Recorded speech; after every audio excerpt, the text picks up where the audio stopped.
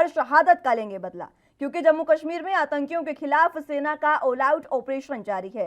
बीते 24 घंटे में सुरक्षा बलों ने जम्मू कश्मीर में 6 आतंकियों को मार गिराया है। इनमें से कुछ आतंकी हाल ही में हुई आम नागरिकों की हत्या में भी शामिल थे, यानी कि शहादत का बदला पूरे तरीके से लिया जा चुका है। आपको बता दें कि इस ऑपरेशन के दौरान एक जीसीओ समेत सेना के 5 जवान भी हालांकि शहीद हुए हैं।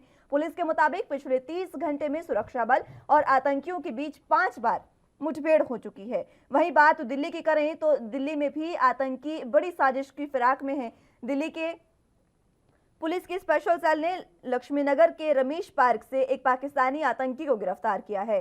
वो एक भारतीय नागरिक की फर्जी आईडी के साथ यहां पर रह रहा था। बताया जा रहा है कि दिवाली और आगामी त्योहारी सीजन के आसपास आतंकी हमलों की साजिश में वो शामिल था और इस तरह से दिल्ली पुलिस ने इस बड़ी आतंकी साजिश का पर्दाफाश करते हुए शहर से खतरे को टालने का काम किया है। स्पेशल सेल ने उसके कब्जे से एक AK-47 राइफल के साथ एक अतिरिक्त मैगजीन और 60 राउंड कारतूस, एक हैंड ग्रेनेड, 50 राउंड कारतूस के साथ 2 अत्याधुनिक पिस्टल भी बरामद की है। गिरफ्तार किए गए आतंकी की पहचान मोहम्मद अशरफ उर्फ अली के रूप में हुई। वो पाकिस्तान के पंजाब प्रांत का रहने वाला है और उस पर गैर कानूनी गतिविधि रोकथाम अधिनियम, विस्फोटक अधिनियम, आर्म्स एक्ट और अन्य प्रावधानों के प्रासंगिक प्रावधान के तहत मामला दर्ज किया गया है। फिलहाल वो दिल्ली के लक्ष्मीनगर के रमेश पार्क इलाके में रह रहा था। पुलिस ने जब उसे गिरफ्तार कर उसके घर की तलाशी ली तो वहां से कई तरह के हथियार भी बरामद हुए और फिलहाल उससे पूछताछ लगातार जारी है और इस मामले में लगातार अपडेट्स भी निकलकर सामने आ रहे हैं।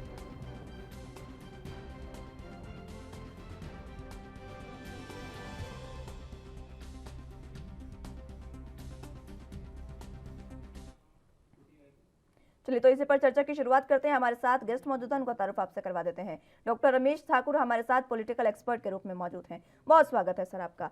डॉक्टर साहब, जिस तरीके से लगातार आतंकी गतिविधियों को अंजाम देने की फिराक में है, फिर चाहे आप घाटी की बात कर लें, दिल्ली की बात कर लें और किसी भी शहर की बात करें। देखिए, आज पठानकोट से भी एक पाकिस्तानी नागरिक गिरफ्तार किया गया है। उसके पास से भी पाकिस्तानी आईडी और तमाम चीजें मिली हैं और पाकिस्तानी करेंसी भी मिली है। ये तमाम चीजें आखिर दर्शाती क्या है? पाकिस्तान क्या अभी भी भारत को इतना ही हल्के में ले रहा है? क्या पाकिस्तान को अभी भी नहीं पता कि वो भारत के आगे कुछ नहीं? वो समय होता है, दौर होता है जब त्योहारों का समय होता है भारत के अंदर, तो मुझे लग रहा है उस समय ये गतिविधियां ज्यादा बढ़ जाती हैं।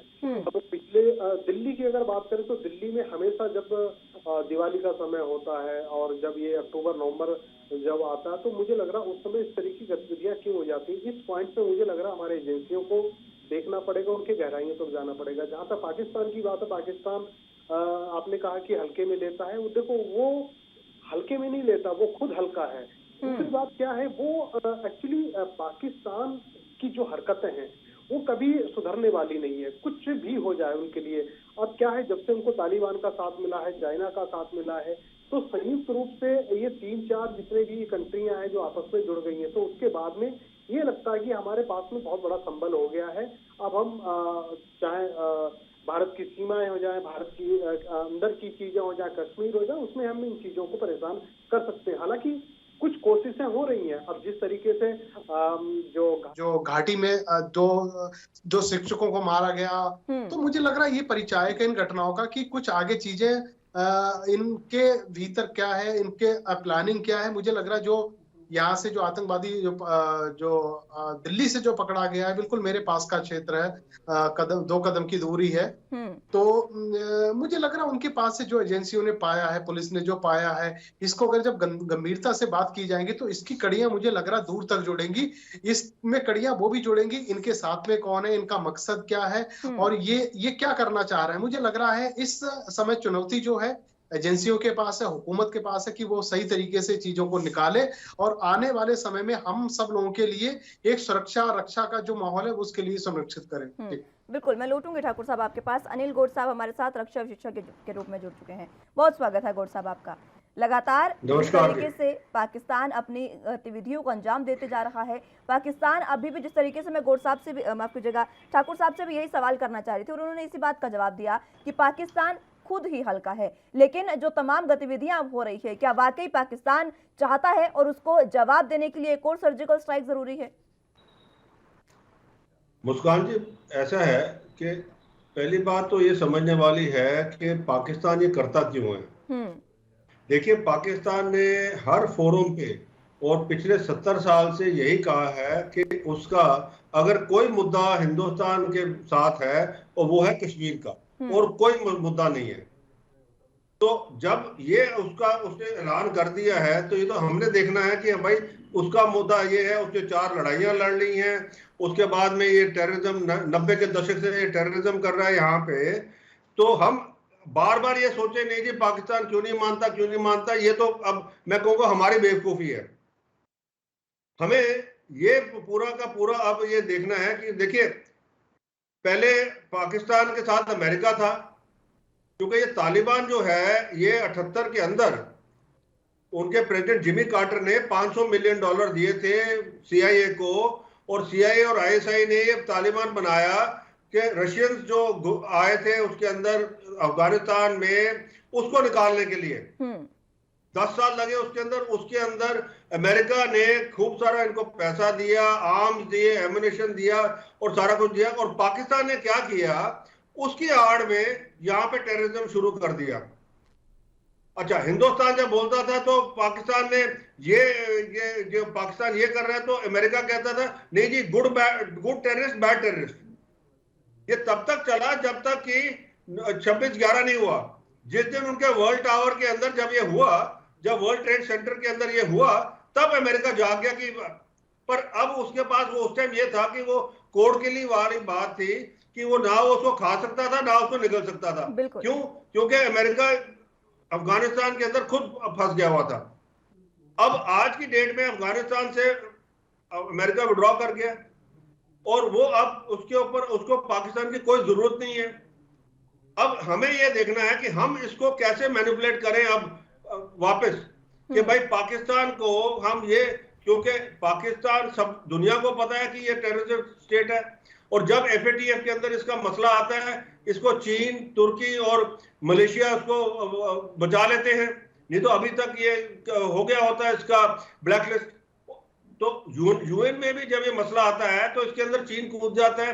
पहले अमेरिका नहीं मानता था, अब एक सिर्फ चीन रह गया है यूएन के अंदर, या तुर्की रह गया जो इसकी मदद करेंगे। तो अब हमें जो है, एक तो हमें अपनी कूटनीति ठीक करनी पड़ेगी। दूसरा, जो ये अभी एनआईए ने रेड्स किए हैं कश्मीर घाटी के अंदर, देखिए मैं बार बार आपके चैनल से भी बोलता रहा हूं कि जब तक आप ये support system underground overground workers का ये इसको नहीं आप तो करेंगे, अरेस्ट करेंगे, तब तक ये आपका टेररिज्म खत्म नहीं होगा। देखिए, आपने ऑपरेशन ऑल आउट किया, आपने जितने टेररिस्ट थे इनके जो नामे जाने थे सबको मार दिया। उसके अलावा इस साल आप देखिए अभी तक 120 टेररिस्ट मार दिए आपने। वहां पे कोई ऐसा ट्रेन टेररिस्ट नहीं है पाकिस्तान से अंदर कि जो वहां चल रहा है। जो इनके आईडी एक्सपर्ट थे, जो इनके मोटिवेटर थे, जो इनके बड़े बड़े टेररिस्ट थे, सबको आपने मार दिया। अब पाकिस्तान इसमें लगा है कि किसी तरीके से ट्रेन टेररिस्ट अंदर भेजे, पर वो भेजेगा किसके सिर के ऊपर? ये अंडरग्राउंड ओवरग्राउंड वर्कर्स के सिर पे, कि जैसे वो इन्फिल्ट्रेट करेंगे, ये उनको लेके उनको सेफ हाउस में ले जाएंगे, उनको कहां जा छुपना है, कैसे उनको ट्रांसपोर्ट करना है, उनका आर्म्स एम्युनिशन कैसे करना है। आपको मैं याद दिलाऊं, देखिए एक हमारे यहाँ से एमएलए था जो एक टेररिस्ट को बिठा के अटारी बॉर्डर क्रॉस कराया। शहादत का लेंगे बदला, क्योंकि शहादत का बदला लेना बहुत ज्यादा जरूरी है। हमारे साथ दोनों गेस्ट मौजूद हैं, उन्हीं से सीधा रुख करते हैं। और गोड साहब, मैं आपके पास एक बार फिर से आना चाहूंगी। एनआईए की छापेमारी का आपने जिक्र किया। इस एनआईए की छापेमारी में सबसे अहम बात यह रही कि जो जम्मू के एलजी हैं मनोज सिन्हा, उनके जो सलाहकार जो हाल ही में रिटायर हुए हैं, उनके घर भी छापेमारी हुई है।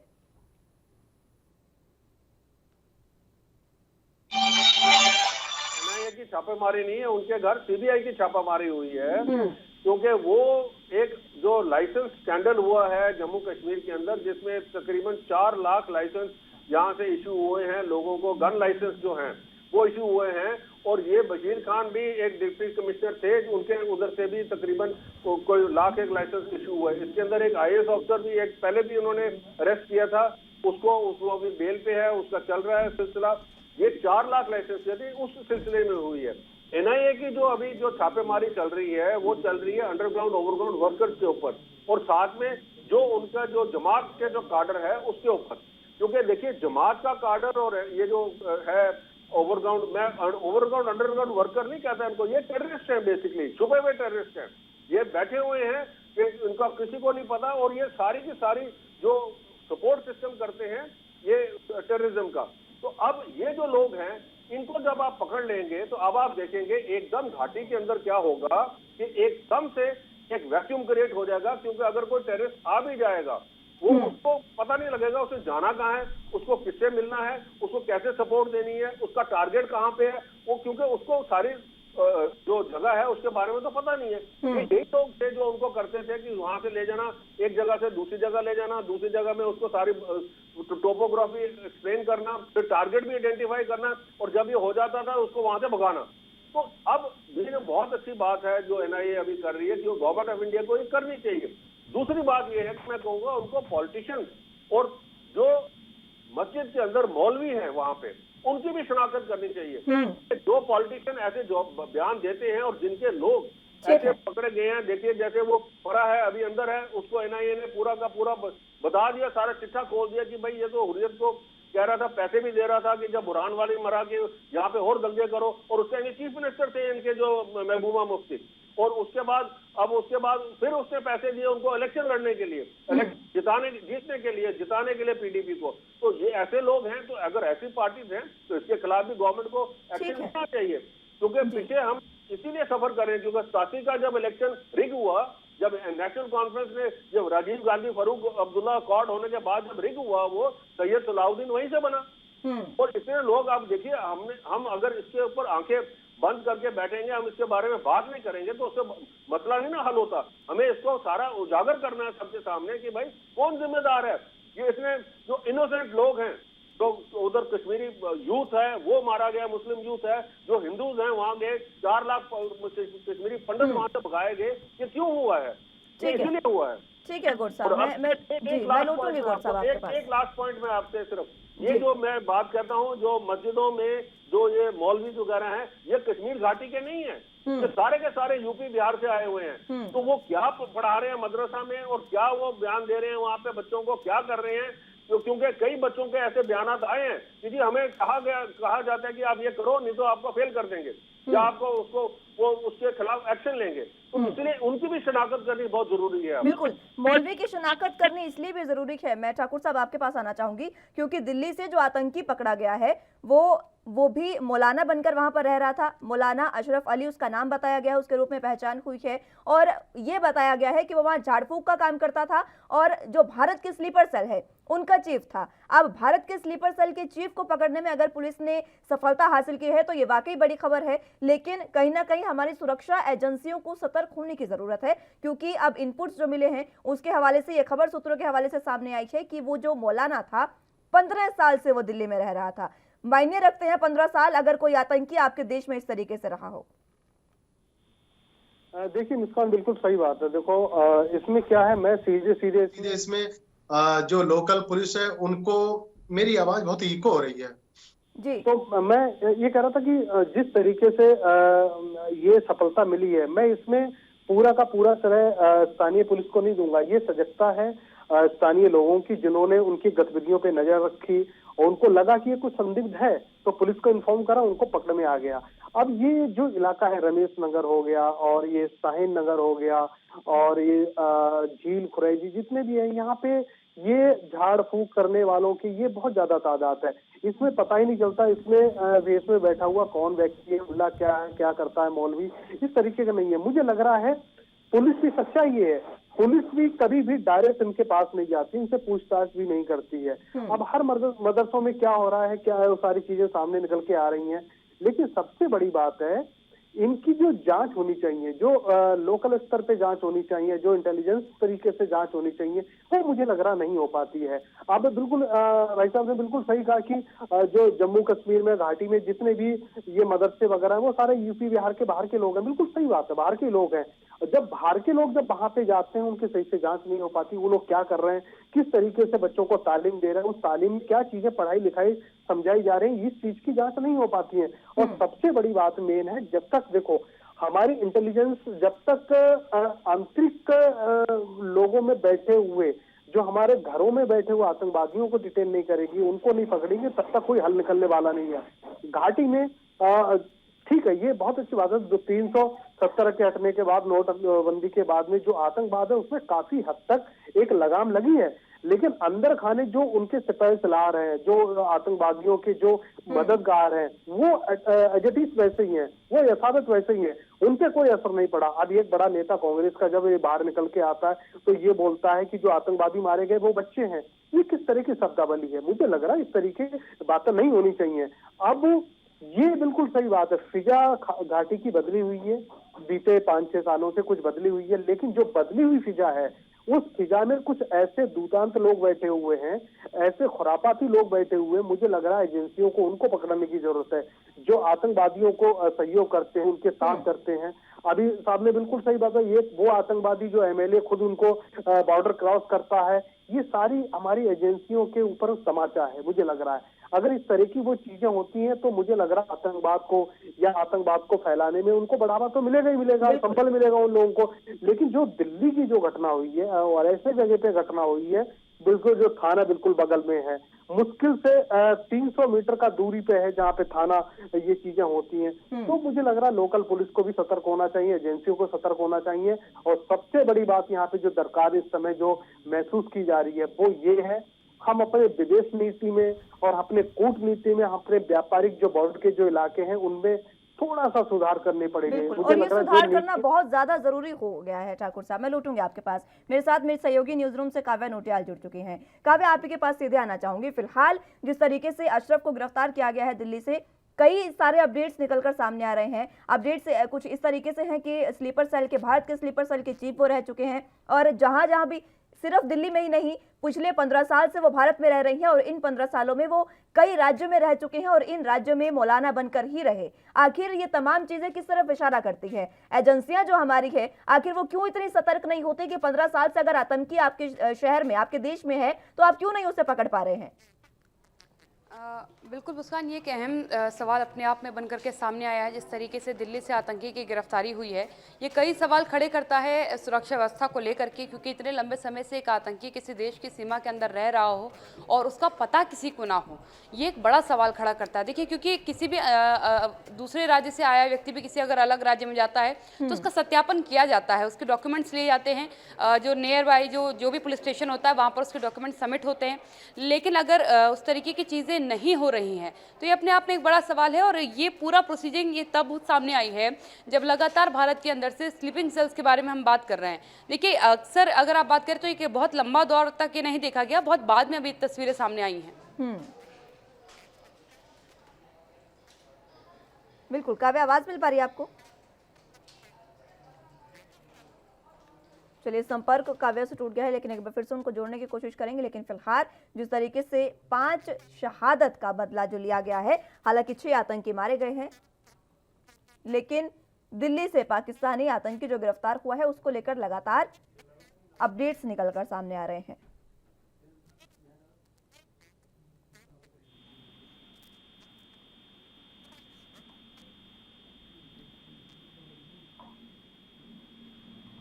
तो लगातार इस पर अपडेट्स निकलकर सामने आ रहे हैं। आपको बता दें कि 30 घंटे में सुरक्षा बल और आतंकियों के बीच 5 बार मुठभेड़ हो चुकी है। वहीं बात दिल्ली की करें तो दिल्ली में भी आतंकी बड़ी साजिश की फिराक में है। दिल्ली पुलिस की स्पेशल सेल ने लक्ष्मी नगर के रमेश पार्क में एक पाकिस्तानी आतंकी को भी गिरफ्तार किया है और इसी आतंकी से जुड़े लगातार अपडेट्स सामने आ रहे हैं।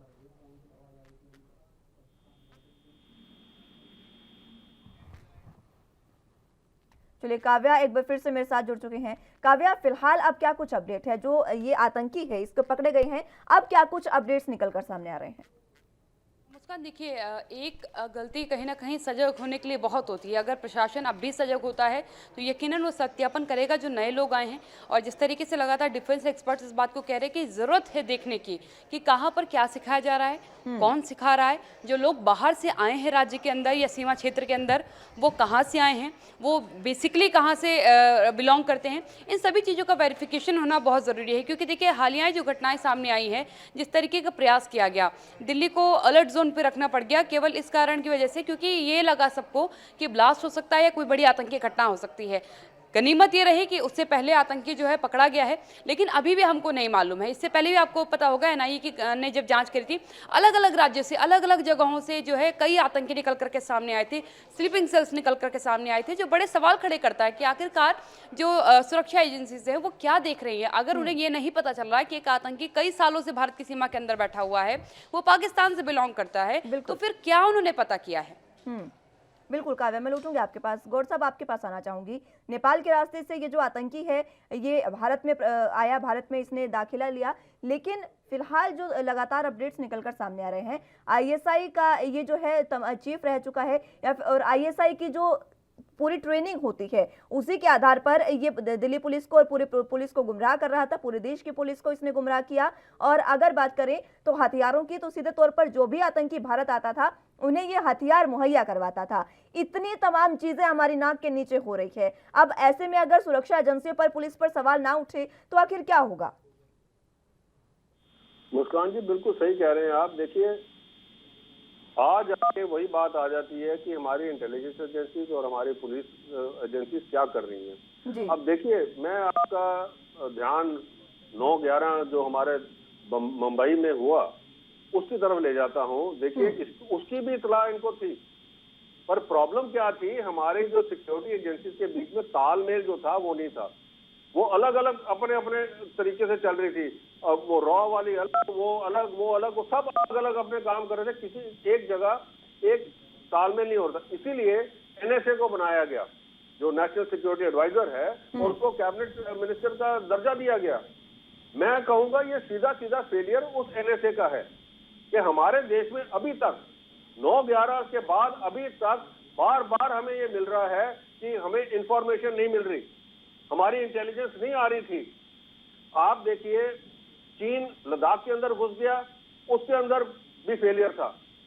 ये फेलियर वो था कि जो, क्योंकि फौज तो उधर इंटेलिजेंस गैदरिंग उसकी बंद कर दी थी ना। जब जनरल वीके सिंह जी थे तो उस टाइम पे कांग्रेस ने बहुत शोर मचाया था कि भाई ये टैपिंग हो रही है, ये ऐसी चीजें हो रही है। उसके बाद बंद कर दी उन्होंने, वो डिसमेंटल ही कर दिया था इनका इंटेलिजेंस सेटअप जो देश के बाहर करने वाला।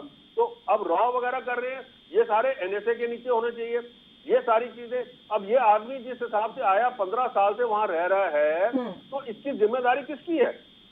ये इंटेलिजेंस एजेंसीज की है और किसी की नहीं। बिल्कुल, ये बड़ा सवाल है गौर साहब, ये बड़ा सवाल है कि ये जिम्मेदारी किसकी है। मैं लौटूंगी आपके पास, समय की थोड़ी सी कमी है। ठाकुर साहब, आपके पास आना चाहूंगी, आखिरी कमेंट आपका चाहूंगी। मैं लौटूंगी गौर साहब आपके पास, समय की कमी है, इसलिए माफी के साथ रोकना चाहूंगी। जिस तरीके से ठाकुर साहब, जिस तरीके से गौर साहब ने बताया कि वाकई ये एनएसए की कमी है, उन्हीं की सीधी तौर पर कमियों की वजह से ये तमाम चीजें हैं ये हो रही है। लेकिन इस बीच अगर इस तरीके की गतिविधियां लगातार होती रही तो आखिर भारत में आतंकी जो गतिविधियां हैं उनसे हम बच कैसे पाएंगे? क्योंकि अगर हमारी सुरक्षा एजेंसियों पर सवाल उठ रहे हैं, हमारे एनएसए पर सवाल उठ रहे हैं, तो आखिर हम विश्वास किस पर करें? कूटनीति में बदलाव किस तरीके से जरूरी है, ये भी मैं जानूंगी आपसे। नहीं, पूरी तरीके से कूटनीति में और विदेश नीति में रिफॉर्म करने की जरूरत है। अब देखिएगा, जो पाकिस्तान का बॉर्डर है वहां पे सतर्कता तो है, वहां पे बहुत ज्यादा संजीदा फोर्स वगैरह लगी हुई, लेकिन आप दूसरी तरफ आप ये देखो, जो नेपाल का जो बॉर्डर है, नेपाल का बॉर्डर पूरी तरीके से आप आराम से उधर जा सकते हो, वो इधर आ सकते हैं। तो आतंकवादियों ने अब एक नया रास्ता इजाद करा है। पाकिस्तानी जितने भी दहशतगर्द हैं वो पहले नेपाल पहुंचते हैं, फिर उसके बाद में बहुत इजीली तरीके से वो भारत में प्रवेश कर जाते हैं। आप तराई का क्षेत्र देखिएगा, जो पीलीभीत हो गया, लखीमपुर हो गया, ये यहाँ के जो बॉर्डर हैं, बिल्कुल यहाँ पे ज्यादा पूछताछ नहीं होती। बीएसएफ के लोग होते हैं, आराम से लोगों को आने जाने देते हैं, तो वहां से ये लोग बहुत आराम से प्रवेश कर जाते हैं। क्या एजेंसियों को नहीं पता है? क्या ये हमारी हुकूमत को नहीं पता है? अगर नहीं है तो पता हो जाना चाहिए, अगर नहीं है तो कमर कस लेना चाहिए, क्योंकि ये सारी चीजें मीडिया रिपोर्ट में भी आती रही हैं और कई एजेंसियों ने भी बताया गया, लेकिन उसके बाद में भी ये चीजें लगातार हो रही हैं। तो मुझे लग रहा है इस पे सीधा सीधा हमारी जो जांच एजेंसियां हैं और जितने भी लोकल इंटेलिजेंस वगैरह है, वो उनका पूरी तरीके से फेलियर सामने आता है। बिल्कुल काव्या, आपके पास आना चाहूंगी, समय की कमी है, मात्र 30 सेकंड में आपका भी कमेंट चाहूंगी। फिलहाल जो लगातार इनपुट्स मिल रहे हैं सुरक्षा एजेंसियों को, और ये भी बताया गया है कि अभी भी दिल्ली में ये जो अशरफ है इसके साथ ही मौजूद हैं अभी भी दिल्ली में, और वो भी आतंकी गतिविधियों को अंजाम दे सकते हैं, बड़ी साजिश को अंजाम दे सकते हैं। फिलहाल क्या कुछ अपडेट? मुस्कान, यकीनन अब कहीं ना कहीं युद्ध स्तर पर जो है चीज़ों को पहचानना होगा, क्योंकि एक भी आतंकी पकड़ा जाता है तो उसके बाद कहीं ना कहीं जो बाकी आतंकी साथी उसके होते हैं वो प्रयास करते हैं कि जल्दी से जल्दी वो घटना को अंजाम दे जाए। इसलिए सुरक्षा एजेंसी को और सतर्कता के साथ और जल्दी चीज़ों को देखना होगा, समझना होगा और लोगों से पूछताछ करनी होगी, क्योंकि जिस तरीके से आतंकी पकड़ा गया है उससे भी एक तरीके से आप कह लीजिए बहुत ज़्यादा पूछताछ की ज़रूरत है कि उसके साथ कौन कौन लोग जो है शामिल है, कहाँ कहाँ उनका ठिकाना है, वो सब उससे पूछना होगा ताकि जल्दी से जल्दी इन सभी को हिरासत में लिया जा सके। ठीक है काव्या, आपका भी बहुत शुक्रिया, और गौर साहब आपका भी, और ठाकुर साहब आपका भी बहुत बहुत शुक्रिया आप तीनों का हमारे साथ जुड़ने के लिए और चर्चा हमारे साथ करने के लिए।